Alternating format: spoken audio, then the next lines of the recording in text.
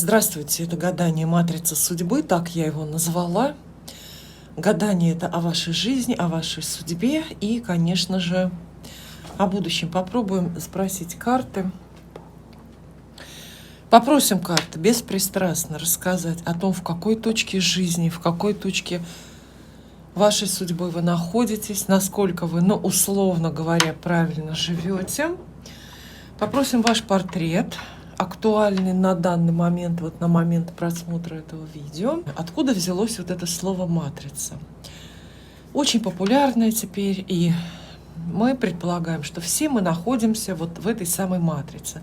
То есть в достаточно жесткой, незыблемой, принудительно принуждающей некой форме, которая вот направляет нашу судьбу, и которая, по сути, не дает нам особого выбора, где жить, с кем быть какими, где работать, кем. Короче говоря, матрица. Вот такая вот форма, где параллельно, перпендикулярно, строго заданы нам границы поведения и границы выбора. Вот для этого я затеяла это гадание, чтобы мы разобрались теперь и для вас разобрались, насколько вы действительно в матрице сейчас? Возможен ли для вас выход из матрицы? Можете ли вы действительно выбирать свое будущее, свою судьбу? Или вы действительно подчиняетесь вот этим неизбежным, неизменяемым факторам и должны только лишь безропотно следовать туда, куда вас вот ветер судьбы несет? Мне кажется, это интересная тема, и это гадание, конечно, актуально для тех, кому интересны собственные возможности, во-первых, интересен собственный выбор, интересно в конечном итоге собственная судьба. Хотите узнать подробнее о себе, что у вас внутри, что у вас снаружи и, самое главное, что у вас впереди? Смотрите это гадание. Разные карты, разные наборы карт для разных вариантов я буду использовать. И здесь у нас, конечно, первый вариант, первое чтение. Мне вот это слово, оно такое переводное.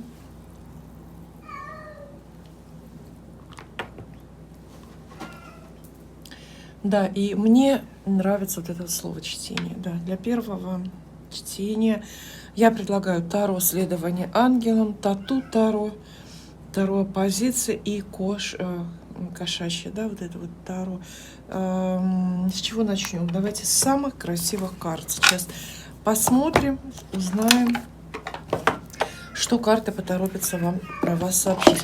И, конечно, вы понимаете, что есть некий драматизм даже в названии гадания и в нашей теме. И вот это наша задача, вот так глобально, не просто разобраться с вашей жизнью, изначально не увеселительная, да, поэтому мы можем услышать сейчас от карт довольно жесткие ответы. Карты могут быть, не скажу, что грубыми, но чересчур откровенными, поэтому приготовьтесь, будете вы к этому готовы или нет. То есть спросите себя, насколько вы хотите знать про себя правду, насколько вы хотите, вот действительно вы до той какой-то своей кризисной точки сейчас дошли, что вы готовы к любым откровениям, что вот любая правда для вас, даже самая безрадостная, будет лучше, чем неведение, да? Не ложь, карты не лгут, в моих руках карты не лгут, но неведение. Давайте про вас сначала спросим карты. И очень интересно, та самая матрица, в которой вы сейчас находитесь, это будут ваши способности и таланты, ваш характер и родовые отработки, родовая карма. Есть у вас какая-то или нет? Вот такой вот портрет оригинальный, но тем не менее. По способностям, что карты говорят? Способности не раскрыты у вас сейчас, могли бы больше. И причем, знаете, пятерка пентаклей, то есть ваши способности в полной мере не монетизируются. То есть вы не зарабатываете столько, сколько можете, чего вы стоите. В общем, это может быть по-разному. Не на своем месте, например, да, не занимаетесь не тем делом, что-то мелкое делаете, а могли бы масштабными вещами заниматься и на порядок больше зарабатывать. Ох, пятерка Пентаклей — это портрет человека, который не видит свет, не видит сокровища рядом с собой, проходит мимо сокровища. И очень интересно и стабильно из колоды в колоду переходит вот сюжет. Иллюстрации пятерки Пентаклей — это всегда люди серые, да, ну, нищие, как хотите, да, нездоровые какие-то, и они всегда проходят мимо храма. И суть, значение карты такое: им бы в этот храм зайти, им бы голову поднять и этот храм заметить, потому что там для них уже все готово. И вы могли бы себя, если вы поднимете голову, вы найдете себя, откроете свои таланты. Наверняка знаете, о чем я сейчас говорю. Но хотя вполне возможно, что, знаете, пятерка Пентаклей — это еще карта самоотречения. Вполне возможно, что вы сами выбрали такую жизнь. Не хотите на полную катушку. Вот нет у вас вот этого рекламного слогана в жизни: бери от жизни все. Может быть, вы сознательно пропускаете вперед других. Выбираете скромную жизнь, выбираете, может быть, скромный труд, какую-то маленькую незначительную должность, потому что вот так вот. Здесь есть какая-то аскеза и, повторюсь, некоторое самоотречение. Талантов много, но вы выбираете их не использовать на всю катушку. Про ваш характер тоже карты очень откровенно и просто нам говорят про ваш характер. Ну, отшельничаете вы. Отшельничаете. Не общаетесь с кем могли бы или должны. Ни с кем вам, наверное, уже не интересно. Знаете, отшельник, так бывает, когда вы на пути саморазвития, самосовершенствования, да или просто в какой-то своей образовательной программе ушли уже далеко, то есть опередили друзей, свое прежнее окружение, а друзья ваши за вами не поспевают. И вы вот вырвались вперед. Но вырваться вперед — это всегда хорошо, да, кто-то дышит в спинку, но вырваться вперед — это всегда путь одиночки, вы знаете, да. Вырвешься, гонка за лидером, лидер бежит один. Вот видите, и хорошая карта, и в то же время безрадостная, да, отшельник, то есть характер ваш отшельнический, никому правду про себя не рассказываете, не торопитесь быть откровенными.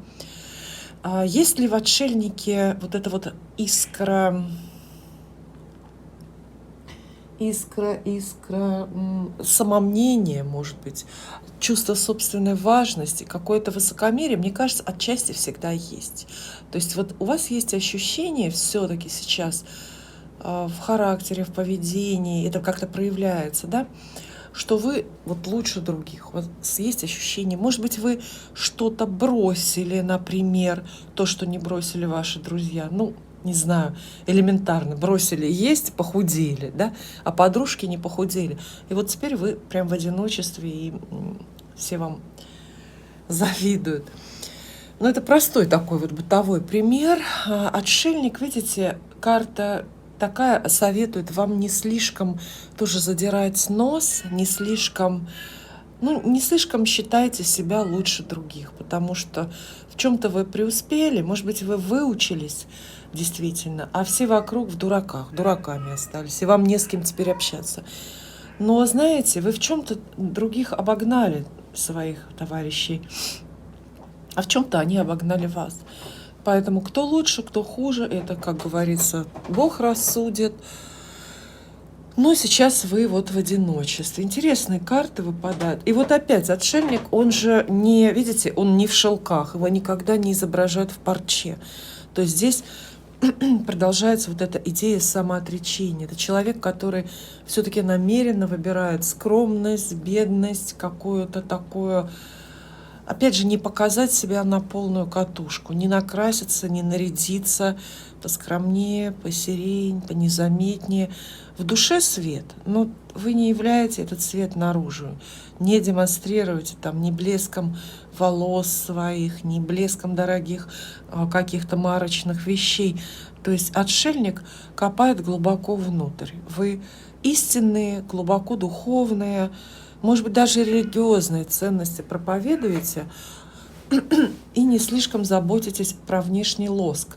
Но пусть оно так и будет. И родовая карма. Самое интересное. Спросите, откуда взялся этот пункт в данном гадании, да? Родовая карма вдруг.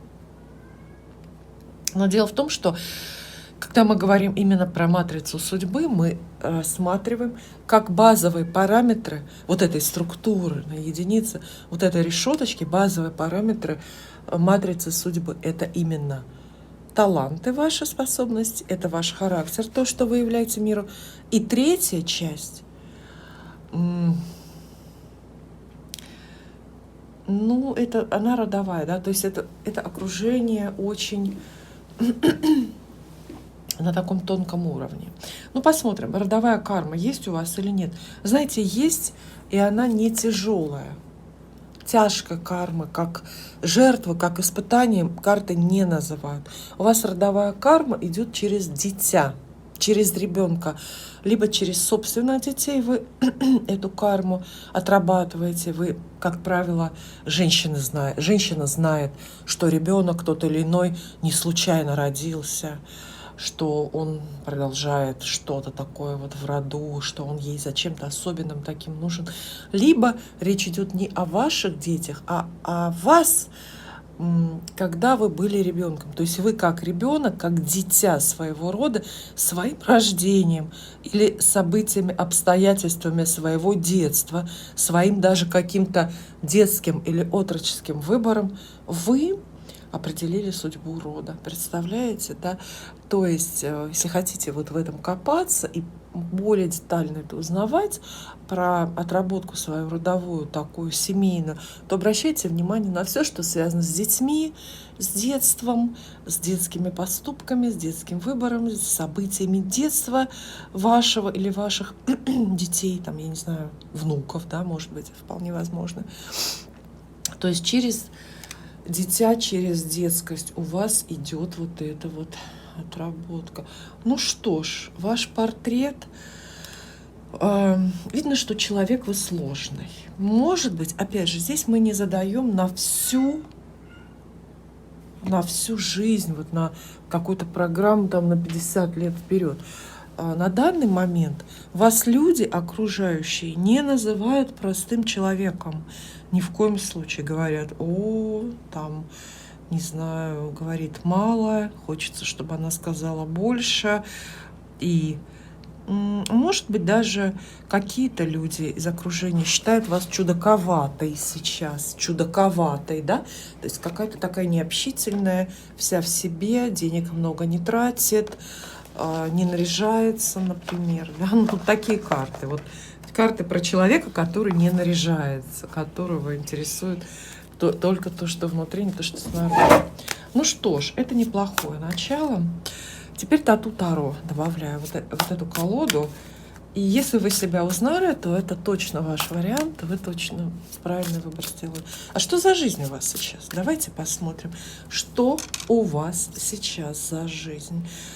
В каком этапе, на каком жизненном этапе вы находитесь, насколько важно то, что происходит с вами теперь, или, может быть, это какое-то плато, это какая-то застойная, довольно скучная, рутинная серия, да, в этом сценарии вашем жизненном, потому что, знаете, как жизнь как сериал.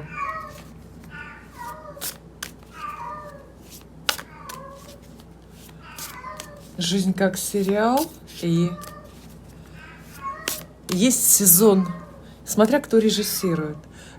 Бывает сезон удачный, где лихо закрученные сюжеты, каждый кадр правильно выставлен, очень хороший кастинг, герои все на своих местах подобраны, актеры. А бывает сезон, да, такой, неудачный, скучноватый, затянутый, плохая операторская работа, неподходящее музыкальное сопровождение и так далее. Что за сезон? В своей судьбе, в своей жизни вы переживаете сейчас. Тату Таро, очень мне нравятся эти карты. Так.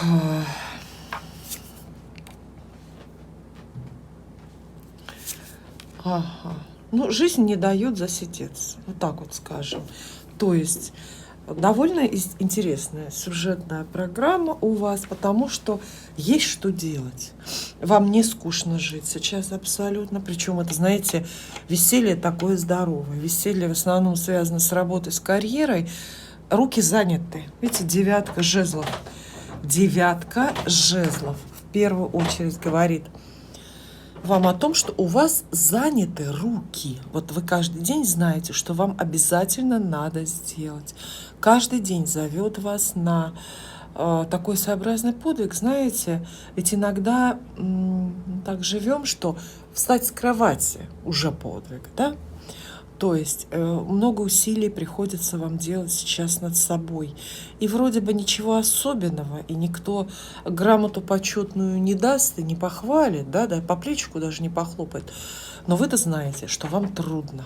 На эту работу ходить трудно, может быть, за здоровьем следить трудно, спортом заниматься трудно, зарабатывать, возможно, трудно. Видите, рыцарь Пентаклей здесь есть.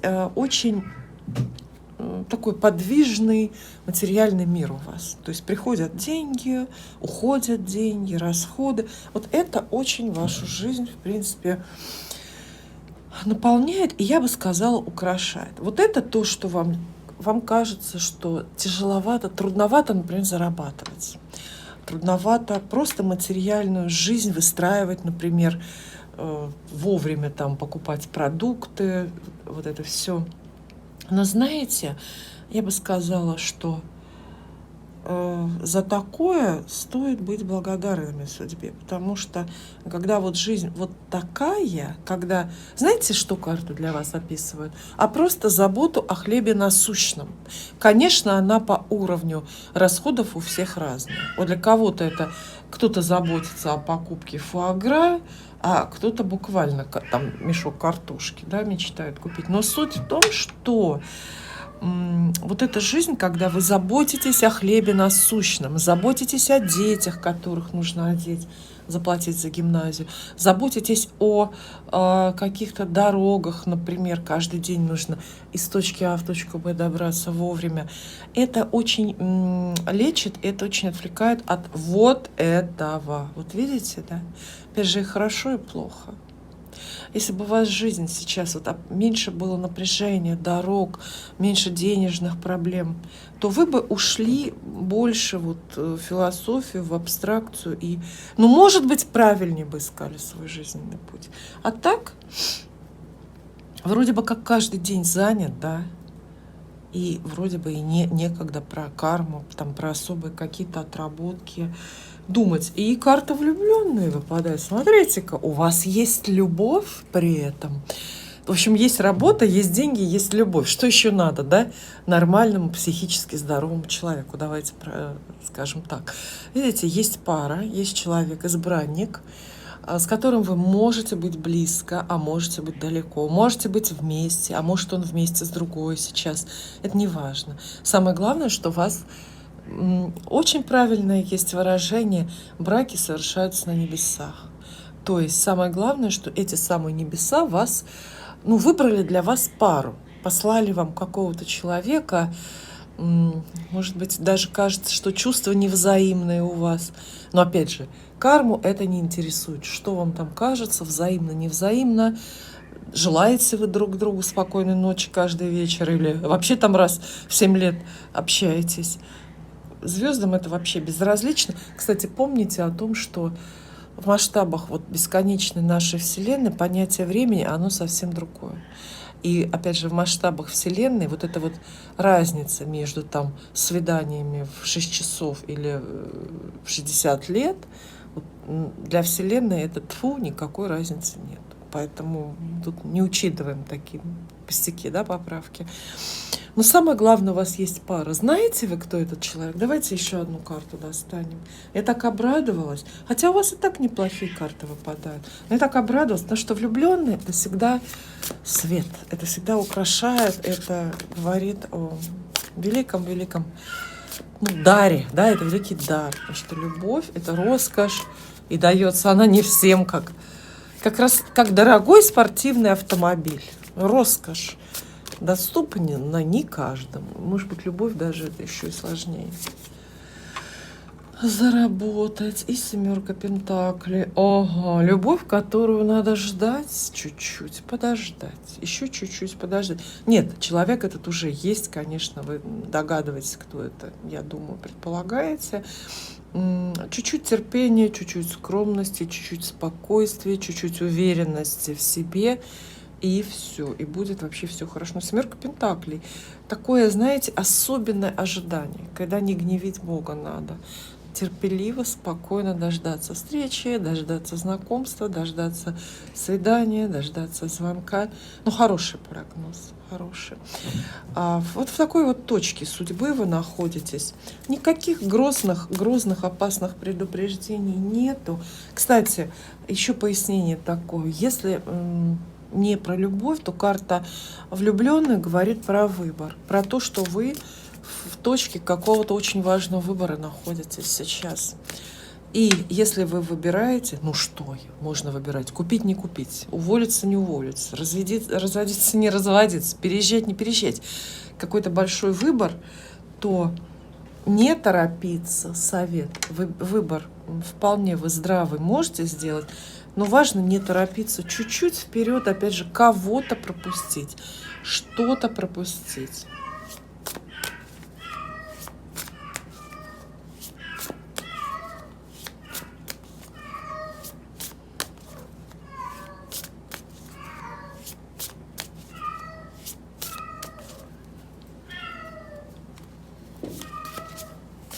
Не могу остановиться еще. Смотрите, посланник истинной любви. Все-таки любовь в таком самом романтическом, самом каком-то нежном проявлении сейчас очень-очень актуальна в вашей жизни. Если нет, ждите. Если есть, храните, поддерживайте ее. Держите сердце раскрытым. Смотрите, рыцарь кубков 2 раза выпадает вам. Рыцарь кубков, рыцарь кубков. То есть, да, очень-очень какие-то тонкие романтические настройки в вашей жизни сейчас есть. Правда, не пропустите, не закрывайте глаза, потому что любовь, только в ней бывает счастье. Любовь — это то, что только одно и может по-настоящему жизнь украсить. Не деньги,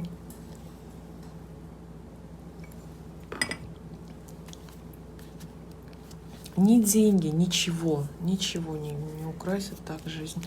И вот теперь мы подобрались к самому главному. Матрица судьбы. Насколько ваше будущее? Давайте посмотрим. 2 варианта развития событий. Почему 2? Ну, такое гадание. Потому что 2. Мы сейчас определяемся, насколько вы на ваше будущее влияете или находитесь в заданном строго узком каком-то коридоре. Вот чему быть, того не миновать. Знаете, верите в эту истину? Или вы все-таки выбираете свою судьбу? Матрица судьбы. Неплохие карты, несложные карты, я бы сказала. Личность сложная, жизнь простая. Хорошо это, опять же, и хорошо, и плохо. Все бабка надвое сказала здесь.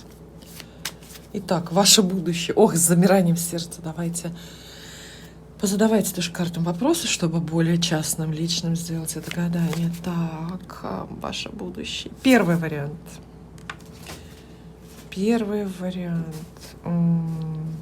Будущее в ваших руках. Сразу колода торопится вам сообщить.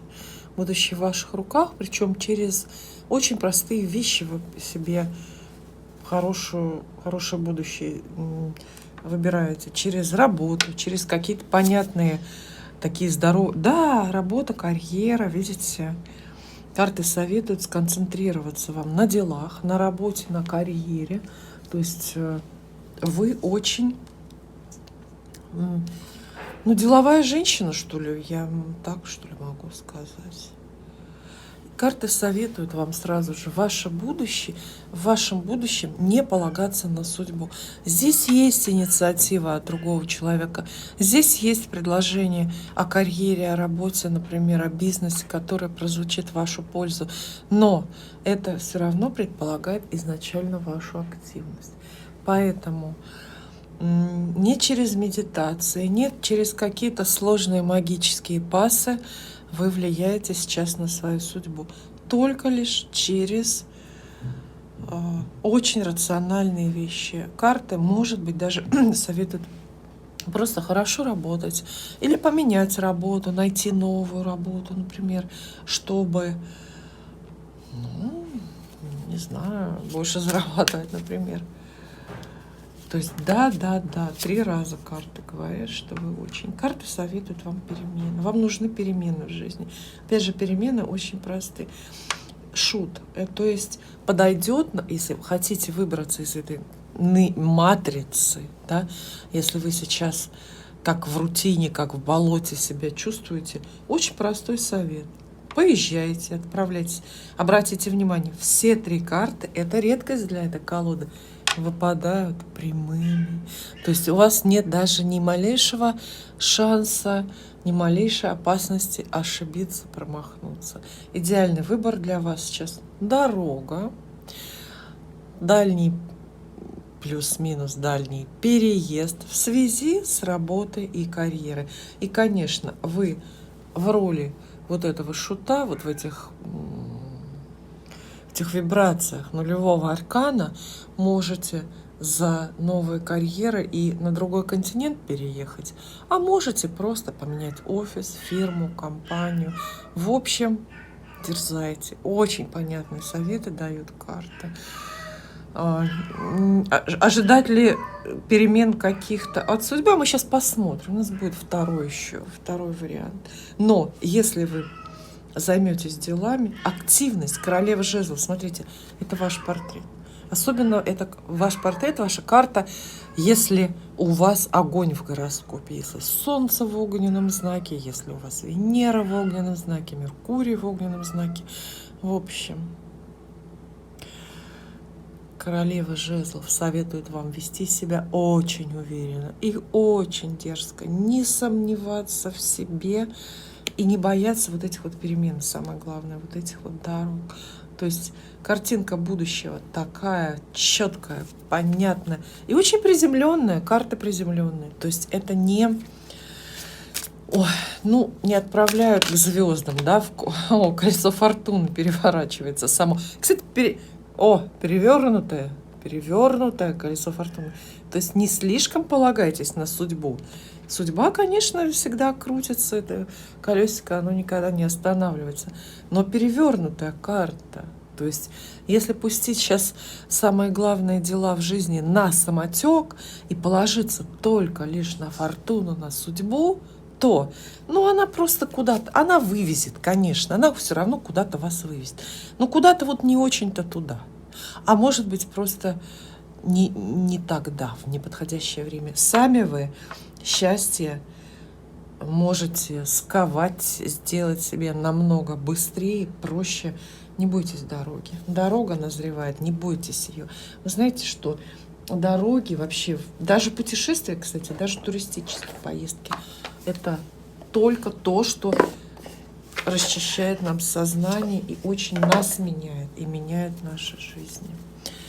И второй вариант. Смотрите, какие красивые, подаренные мне одной зрительницей, присланные из далекой-далекой Америки, карты с котиками. Очень красивые, очень интересные, мои любимые. Давайте посмотрим. А вот теперь здесь мы вам насоветовали работу поменять. Или займитесь делом всей жизни. Альтернативный сценарий судьбы вашего будущего, есть он или нет? Какой он может быть? Выход из матрицы. Здесь есть этот выход. А здесь что? Если карты... Это же другая колода. То есть теоретически те же самые карты мы можем вытащить. Но если карты такие же будут или подобные, да, то вам вообще не отвертеться от смены работы. Я боюсь так. Кстати, интересно, да, что тема любви-то и вот эта вот парного союза есть. Она не преобладающая, но она одна из ведущих, да, в жизни. Но вот как раз с любовью карты не советуют пока особо что-то делать. Она вот как-то делается сама. Там все варится без вашего участия. Даже, может быть, совет любовные дела-то отложить немножко. Так, альтернативный вариант будущего. Интересно, очень интересно. Так, с этими картами надо еще разбираться. Ага. Так, интересное начало, другая абсолютно пошла. О, есть альтернативное будущее у вас. И знаете, оно такое, оно кризисное. 2 раза колесо фортуны выпадает, представляете? 2 раза колесо фортуны. Здесь перевернулось, здесь прямое. Но здесь и нет перевернутых карт. И что я вам скажу? Тоже очень понятно. Очень. Вот правильно, что вы смотрите это гадание. Потому что, мне кажется, своевременный, срочный совет для вас. Смотрите, есть альтернативные варианты для вас. Полный провал, крах, отказ от планов. Вот судьба, если на нее положиться, полностью отпустить поводья. И вот только лишь не контролировать происходящее, да, то, видите, потери у вас идут. Вот в буквальном смысле потери. Сложные карты выпадают. Видите как? Судьба заставит вас отказаться от того, что дорого, от того, что ценно, во что вы уже вложились и потратились, например, на что вы потратились уже деньгами.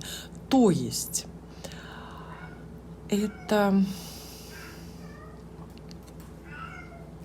опасность промедления здесь есть опасность, ну, знаете, слишком долго держаться за то, что уже утратило ценность и перспективы какие-то для вас. Судьба готовит некий кризис, достаточно разрушительный, достаточно болезненный, неизбежный. И вот здесь уже вашего выбора нет. Вот насколько здесь мы увидели. Кстати, туз жезлов, королева жезлов. Ну, шут, ладно, так себе. Но вот эти 2 карты, они про время, они очень срочные. То есть вам надо поторопиться. Вот все вышеописанное, выше на абзац. Когда я говорила, дороги, работа, карьера, дело какое-то, крупная сделка, там что-то. В общем, делание, это срочно должно. В противном случае судьба отберет, обделит, ну, как-то задвинет вас, понимаете, да? То есть крупный шанс висит или появится совсем скоро, и вам бы успеть его ухватить, потому что быстро-быстро поезд уйдет, быстро-быстро это перетянется вот в небытие, да, вот в нереальную часть какую-то. Альтернативное будущее.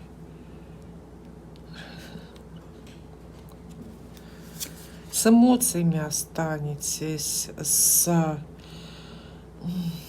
ну, в общем, останетесь с малым. Вот как мы с вами с 5 пентаклей начали, так мы 6 пентаклей заканчиваем. То есть мы здесь увидели какой-то полный такой закрытый, исчерпывающий, да, вполне цикл. Видите, вы не достигнете большего или не достигнете многого, если